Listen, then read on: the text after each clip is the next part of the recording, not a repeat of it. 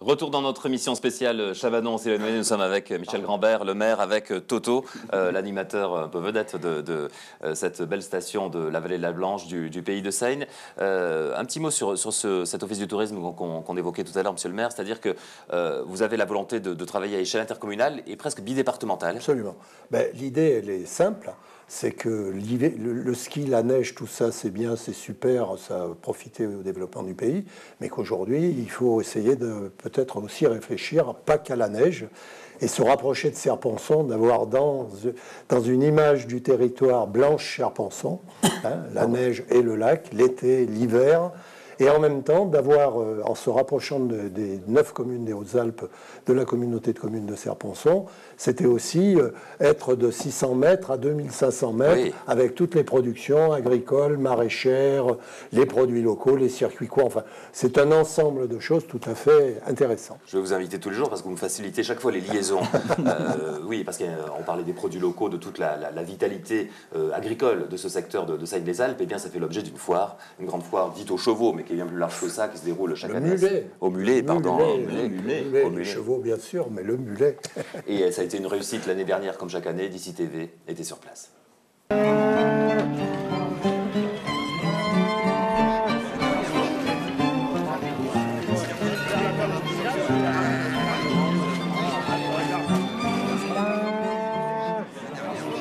La foire de Seine, effectivement, c'est déjà la dernière foire de l'année, puisque elle clôture l'ensemble des foires agricoles du département. La seule foire bovine représentative du département, et foire équine aussi.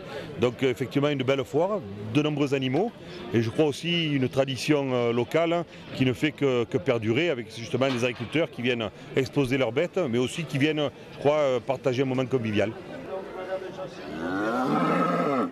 Nous avons à peu près une quinzaine d'éleveurs bovins qui ont pris la peine de mener des animaux ce matin, en sachant que le déplacement des animaux est toujours délicat.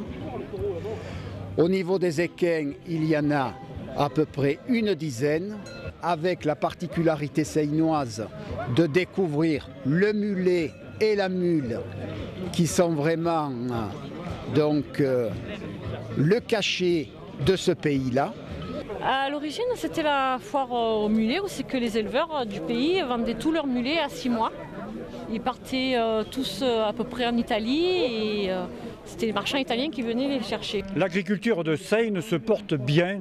Nous sommes l'exception départementale avec un élevage très fort, avec 38 installations qui sont fortes et dans la prévision, à 10 ans, nous pensons atteindre la 45 à 50 exploitations ou chefs d'exploitation parce que des fois il s'agit de regroupements.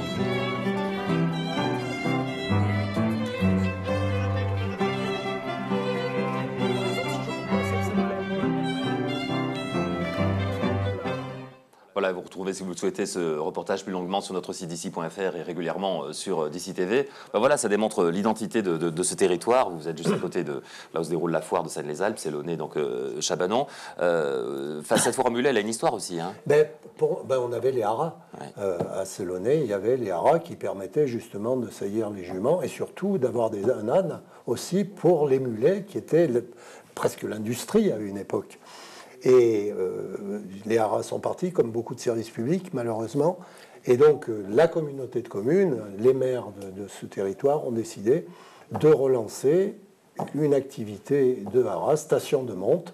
Et donc, aujourd'hui, on a une station de monte qui fonctionne, avec une salariée sur la période, justement, où les saillies se font, et qui travaille par ailleurs à Chabanon. Voilà. Alors, de la station, on va en reparler dans un instant. On va retrouver les acteurs de la station, les pulls rouges, bien sûr, les remontées mécaniques, etc. On va reparler de cette belle station où on est en ski de jour et de nuit, comme vous l'aurez remarqué. Tout cela, ce sera après avoir fait un point complet sur l'information sur DC TV.